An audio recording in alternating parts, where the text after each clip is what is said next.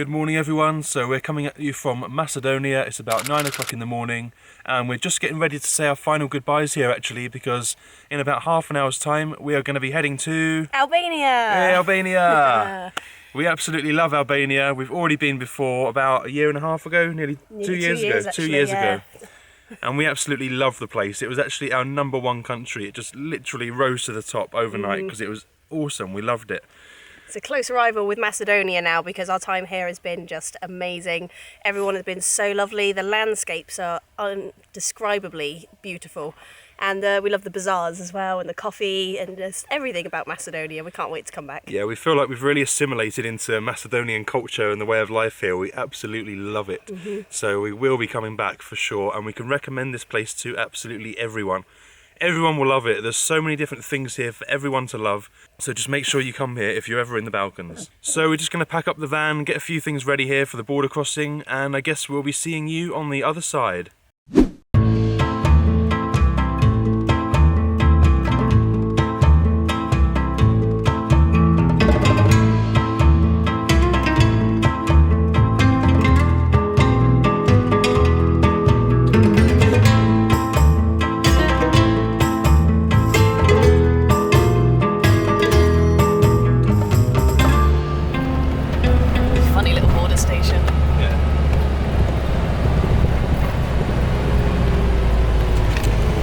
Macedonia.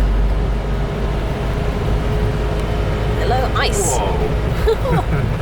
Careful. Okay. I love an unmaintained border crossing. Yeah. Is it slippery? I don't know. I feel like it.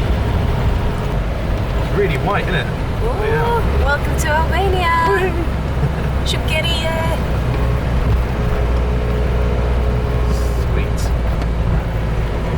We in.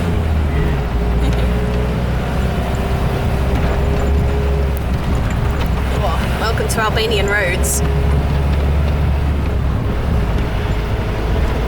We've just crossed over into Albania. We're so happy to be back here. So I think we're going to head straight to Korcë to try and get some things sorted out, like a SIM card and all that stuff we normally do. Conveniently, when we get there, it's going to be about lunchtime, and you know what that means out here? Byrek. So I think we're going to go and enjoy some nice byrek and then go back down to Lake Prespa.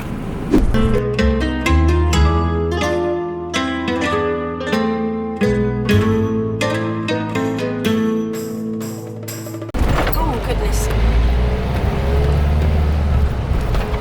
What's happened to the road here? Tiny short. Am I right that way? Yeah, that poor doggy.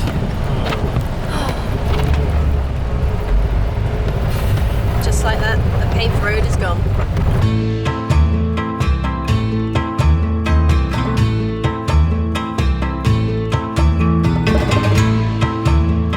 Been in Korcë for about 2 or 3 hours now.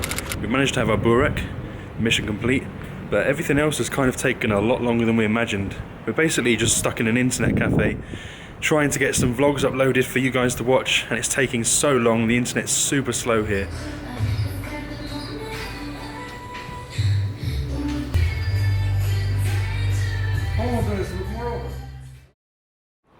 All done, finally. Finally. Only 2 hours to upload the videos. Oh, I feel like I've just left prison. That's a bit harsh. It was quite a nice cafe. No, it's a nice cafe, but yeah, it just took ages. Anyway, just a quick walk through Korcë, back to the van. Hopefully we've not been towed away because we didn't pay for parking. Don't know how to pay for parking, and when you ask someone they just say don't worry about it, so we'll soon see.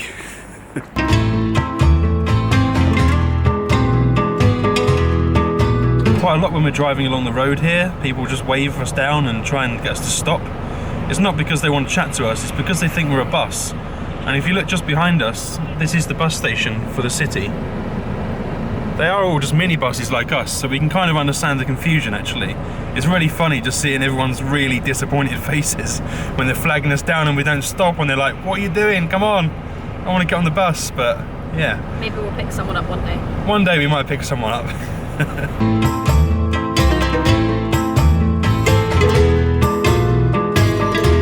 We left the frantic hustle of Korcë behind us and began driving back towards Lake Prespa, only this time we'd be on the Albanian side. We were excited to discover what would be waiting for us on the other side of this impressively high mountain pass.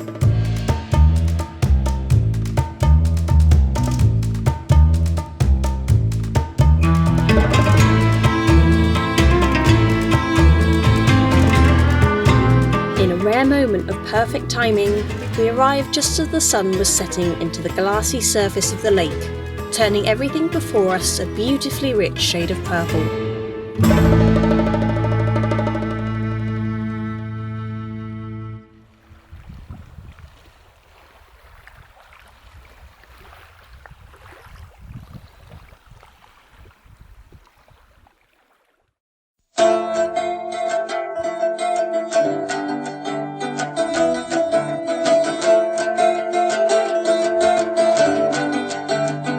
We were so blown away by this spot on Lake Prespa that we stayed for the whole weekend. We could see or hear nothing around us but the vast expanse of water, gently lapping on the shores and the distant jingling of goat bells. The sun was beautifully warm and the water just bearable enough for a dip.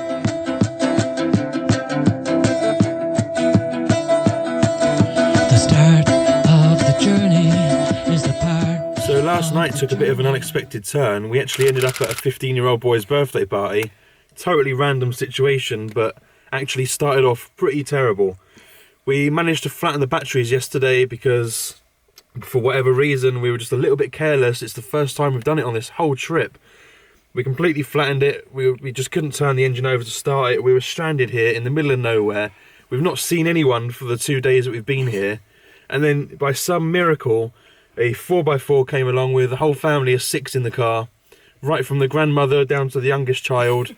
They came down for a little bit of a visit to the lake, and thankfully they managed to get us up and running because they did a bit of a Balkan fix on it, didn't they, with the battery? Yeah, we didn't actually have any jump cables, which we're going to rectify today because it's so stupid not to have them. He didn't have any jump cables, and we were like, oh, that's it then, we're stranded. So he took his car battery out, put it in the van, started the van, then removed the battery while the van was running and put our battery back in. I did not know you could do that. It was probably the most Balkan fix I've ever seen. Yeah, it's new to us, but you know, it worked and we're so grateful. So we offered him a shot of raki to say thank you, and his face lit up. Yeah. And then the next second he invited us over to his family's meal at the restaurant in the nearby village. So yeah, we obliged, and it was really nice, wasn't it? It was a lovely family setting. A little bit awkward at first because we were like, okay, we don't speak Albanian, nobody speaks English, but Google Translate got us by.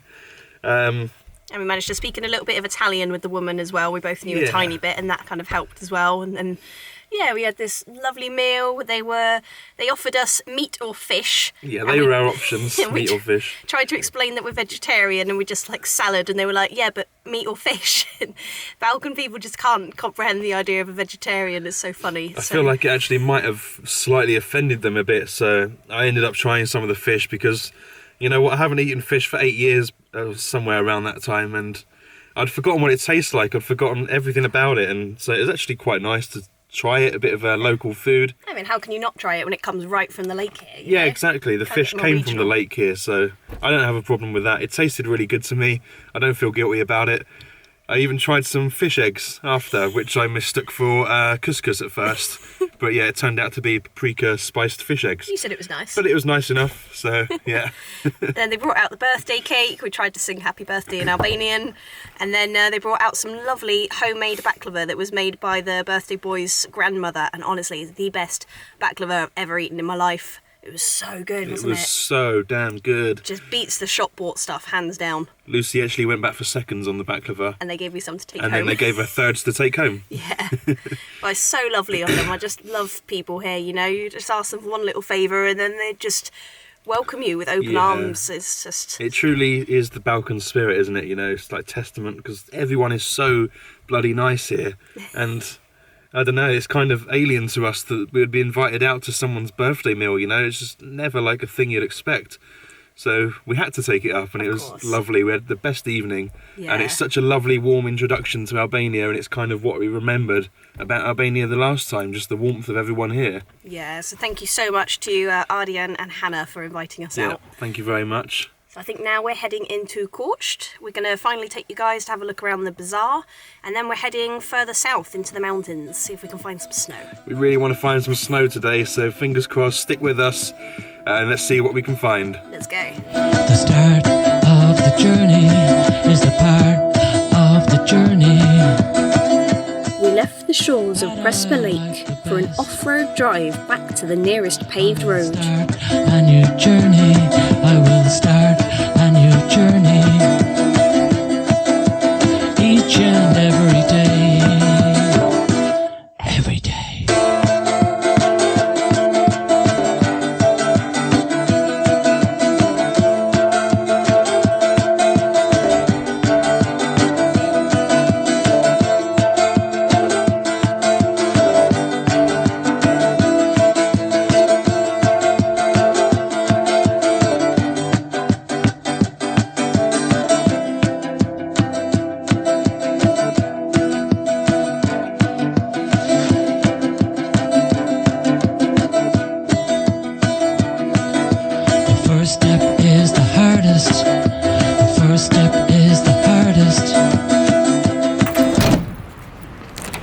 So we're here in Korcë, and I think first things first, we're going to go get a little byrek for some breakfast.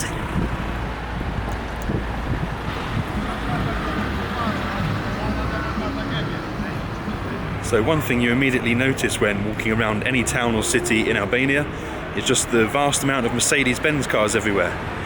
You'll find just about every kind of model from the 1970s onwards, and originally it's because they're quite a robust car, reliable, easy to fix.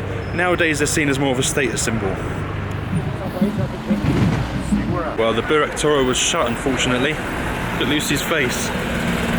Gutted. I actually got a pumpkin one the other day, so it was so tasty, really enjoyed it, and Lucy was looking forward to trying it, but no luck today. I guess it's because it's a Sunday, it's shut. So we're just going to go and check out the bazaar instead. Okay.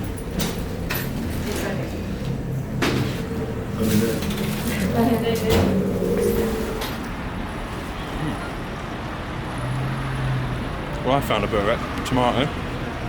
Perfect. Not up to Lucy's standards though, so we're going to try and find a pumpkin one for her. So this byrek's kind of different to anyone I've had before, but it's really nice flaky pastry. If you're from Cornwall, you know what a Cornish pasty tastes like. It's kind of really similar to that, and it cost about 30p.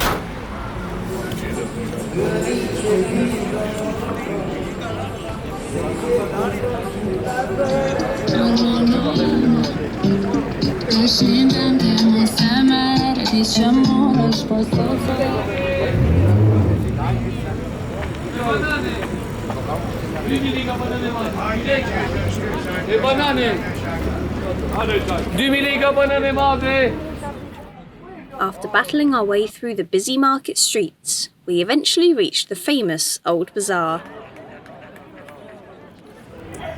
Right, we've made it to the bazaar, or pasari in Albanian. Apparently the bazaar is famous for selling goats and handbags. Now, I don't actually carry a handbag, I don't know about you, Ben. Don't carry a goat either, actually. But I could be in the market for a goat. Yeah, maybe. Van goat. So I couldn't find out online exactly when the bazaar was built, but I do know it's been burnt down and rebuilt quite a few times over the years. And one of the really interesting thing that I found out is that there used to be loads of caravanserais here, or hands in Albanian. And this might sound familiar because they have them all over like the Middle East and Morocco. They're basically rest stops for travelling merchants who travel with their wares and their camels across great distances. And two of the hands are still retaining their original usage in the bazaar today, so you can still go and stay in them for a very cheap price. Very basic accommodation, but very traditional. So I think we're in the main restaurant square now. Got all these lovely smells around us, lots of people out eating on the chairs and tables outside, or sort of, what's the word for it again? Al fresco. Al fresco, that's the one. It's the middle of January, but it's actually quite mild and warm today, so everyone's just out enjoying it. Well, this isn't quite what I was expecting when I saw the word bazaar over the entrance to the market. It's a little bit modern here, kind of looks a bit like Blue Water, but yeah, we'll have a look around.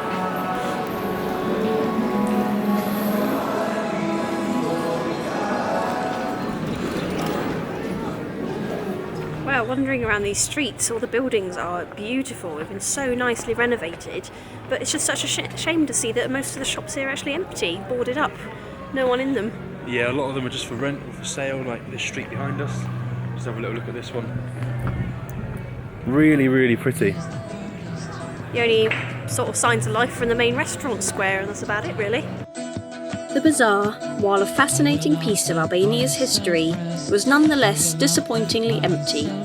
But walking around its cobbled streets, we can imagine it as a once bustling centre of trade.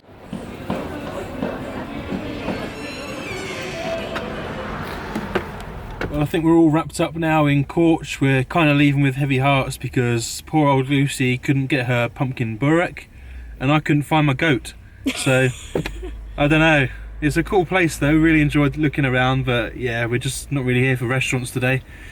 It's just started raining, which means our chances of finding snow at higher levels have just shot up a little bit. We're a little bit excited now, so I think we're going to head a little bit further west, up the mountains, and try and find some snow for this evening. So, let's go!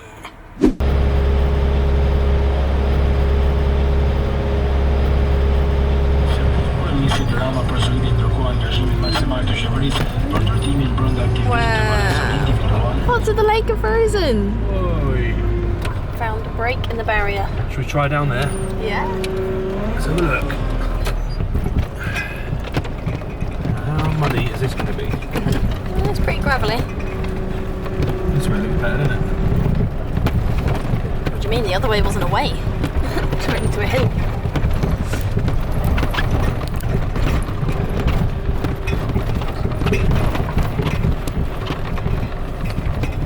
Wow, the lake's almost entirely frozen. Look how. Look at that. Oh man. Do you reckon you can walk on it? I don't know, I hope we can get down to it. Is that someone's house? Might have been one day. No, not anymore. Right, that looks muddy. I'm just going to go and have a look. Wow.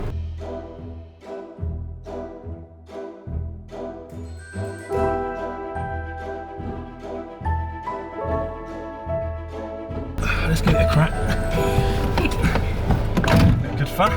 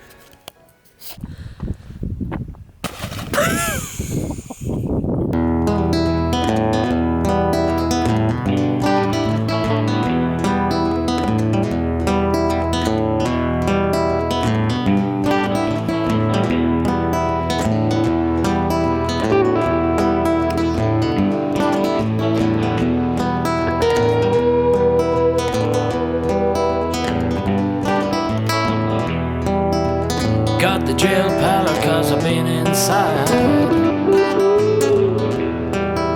I ain't seen nothing of the sweet sunshine. Some time spent in the penitentiary kept me away from the 21st century.